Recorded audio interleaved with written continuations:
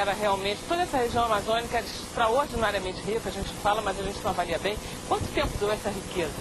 O Euclides da Cunha, quando veio há um século atrás para fazer peregrinar pelos Altos Rios, para fazer o relatório para o governo brasileiro, na época sobre o comando do Barão do Rio Branco, ele chegou em Belém e ficou admirado com a qualidade dos jovens intelectuais daqui, que falavam várias línguas, que se formavam em Paris, na Suíça.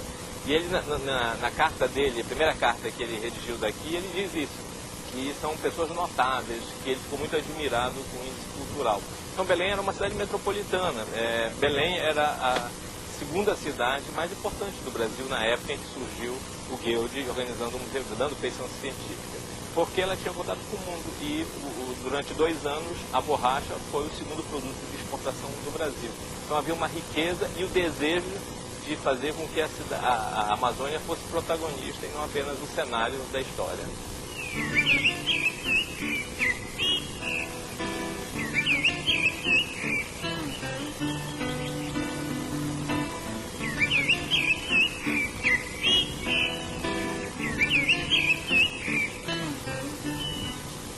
Que museu era esse que ele encontrou aqui e o que ele fez? Bom, Guild chegou aqui e encontrou um museu com muitos problemas. Não tinha um corpo de pesquisadores, as coleções eram mal acondicionadas, o museu não tinha uma sede própria. E ele diz que parecia mais um depósito de curiosidades do que um museu propriamente dito. E era também, nos seus estatutos, um museu de objetivos muito amplos. O que o Guild faz é, em primeiro lugar, providenciar uma nova sede para esse museu, que pudesse acomodar suas coleções e o que ele planejava coletar.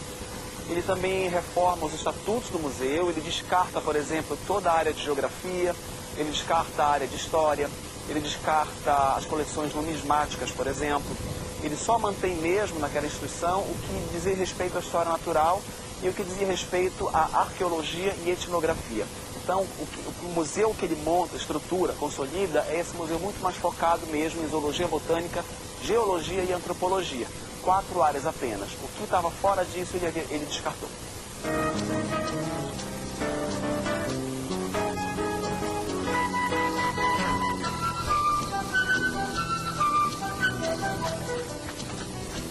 Daniel Lopes trabalha há 45 anos na seção de arqueologia do Museu Paraense Emílio Guild.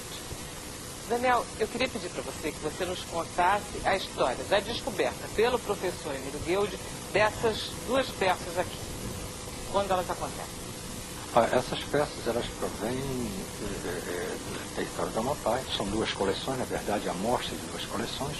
Esta aqui, que nós denominamos de coleções Cunani, que foi coletada por Emílio Guild e Aureliano Banguege, ainda nos anos de 1894, 95 mais precisamente, e esta coleção Maracá, que nós denominamos coletada em 1896, também no estado do Amapá.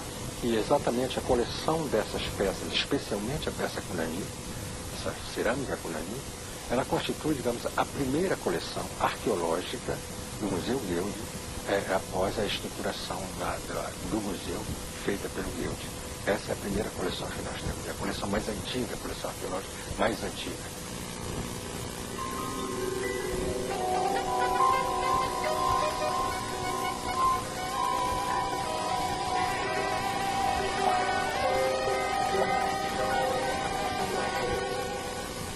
Como que Guild encontrou essas peças? Em que lugar? E como foi que ele descobriu que ali era um sítio arqueológico? Olha, Guild, ele seguiu para Macapá, enviado pelo governo do estado do Pará, na época, para uma missão científica. Havia também um aspecto político, mas havia também um interesse científico. Ele seguiu para coletar espécimes botânicos zoológicos e também arqueológico, né? Isso foi mais ou menos por acaso, porque em função dessa atividade política que ele teria lá, essa função política, ele casualmente observou a presença de alguns objetos de pedras que lhe chamaram a atenção, e ele verificou que embaixo, sobre esses objetos de pedras, poços, o que ele chamou de poços funerários artificiais, e dentro desses poços encontrou essas urnas essas urnas funerárias. Então foi uma coisa mais ou menos casual a descoberta dessas urnas fúnebres.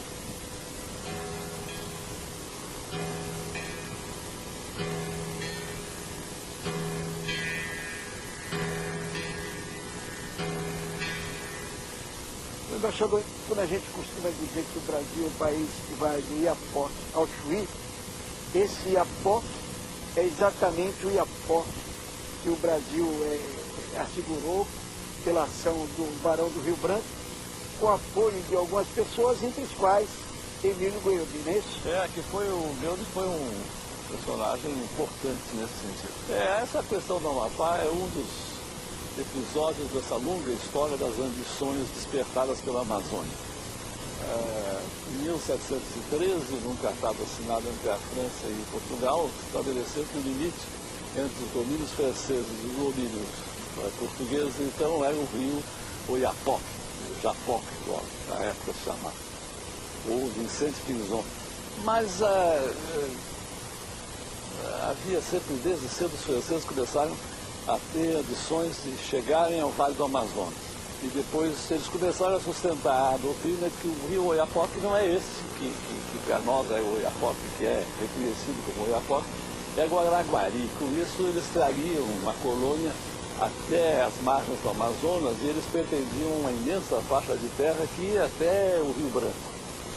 E essa questão se arrastou no século XIX, sem que os franceses cedessem nada.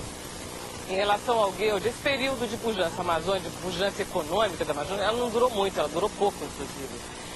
E o Goeldi é exatamente contemporâneo desse período, não é? O Goeldi e vários estrangeiros, que a sucessora dele foi uma estrangeira, que a grande questão nesse momento é, esses estrangeiros incorporam o espírito nacional, o interesse nacional, ou eles são espiões?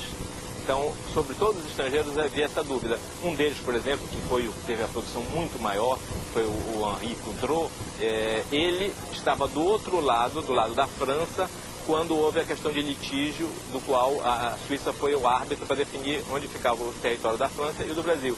E o Goeldi foi o árbitro do lado do Brasil. Então se enfrentaram o Goeldi, por um lado, defendendo o interesse brasileiro, e o Coudreau. O Goeldi, nessa época, já estava na Amazônia, era diretor do Museu Paraense, e ele foi incumbido de fazer umas missões de reconhecimento na região do Amapá.